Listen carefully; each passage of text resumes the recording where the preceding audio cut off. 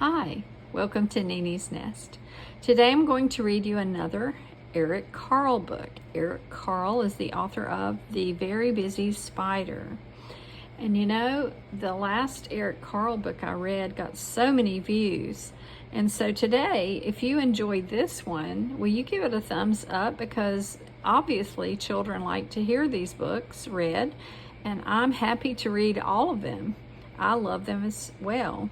And in the spring, we would always learn about insects and spiders and things that we see in the spring and summer a lot. And so I have a lot of memories of this book. Look at the spider web. They're so intricate, they're so beautiful, and it's amazing how they can make these.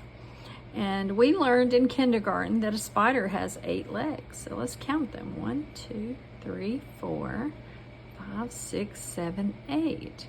Now, who remembers how many legs an insect has?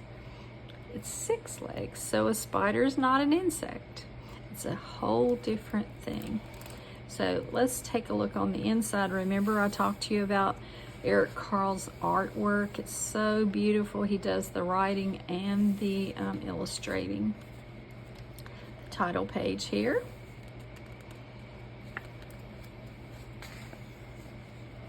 And we begin. Let me get this under the camera the right way. Early one morning, the wind blew a spider across the field. A thin, silky thread trailed from her body.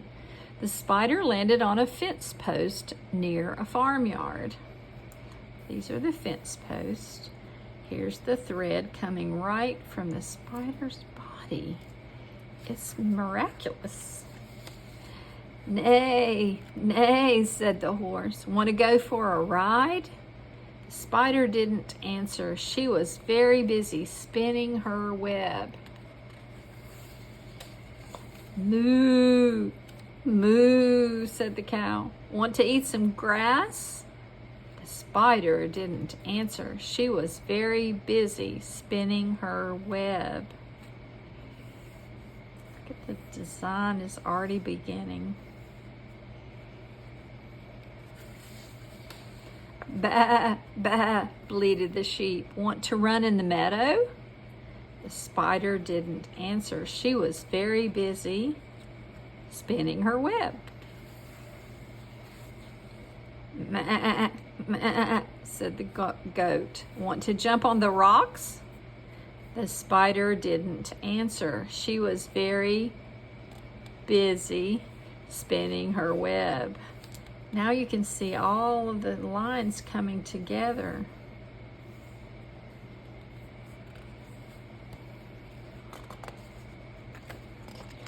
"Oink, oink," grunted the pig.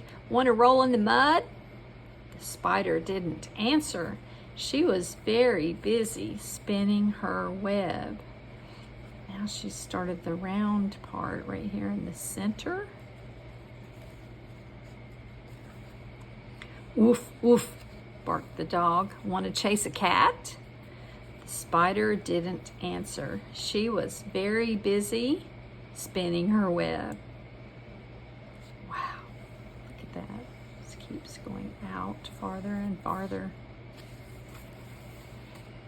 "Meow, meow," cried the cat. "Want to take a nap?"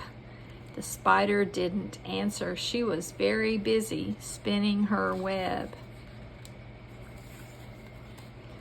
"Quack, quack," called the duck. "Want to go for a swim?"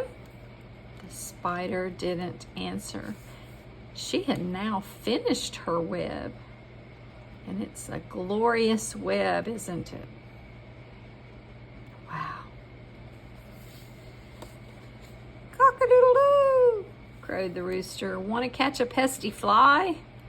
And the spider caught the fly in her web, just like that. Because they're very sticky. They have something on them. I can't call the name of it, but you could look it up, and it catches, traps little insects, which it eats. "Who, who," asked the owl, "who built this beautiful web?" The spider didn't answer. She had fallen asleep. It had been a very busy day. There's the spider up there taking a nap, taking her nightly sleep, I guess. I don't know how long they sleep, but this is just a really good picture of how every animal has their own thing they enjoy. We think about, let's go back. Horses like to ride. Cows like to eat grass.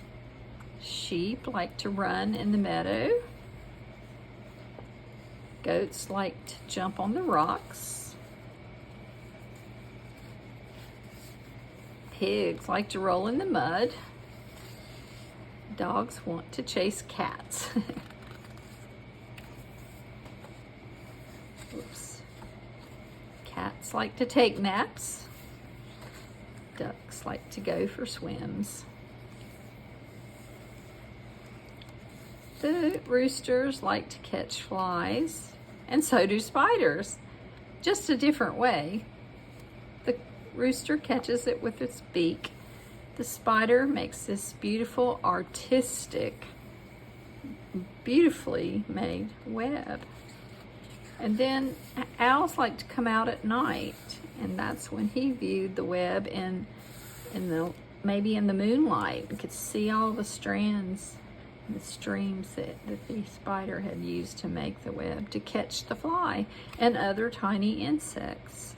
Now, I think it would be wonderful if you would take a look at this and see how the spider made her web, and then you could take a piece of paper and a pen, pencil, and draw a web. It's kind of like an X, and then another X, and just keep going so you get these triangles, and then in the middle you just do the round circles, just spiral around like this. That would be a fun thing to do today after hearing this story. Eric Carle's books really are about real things that we see and we want to know more about. And so give this a thumbs up and come back for another story tomorrow. Have a great day.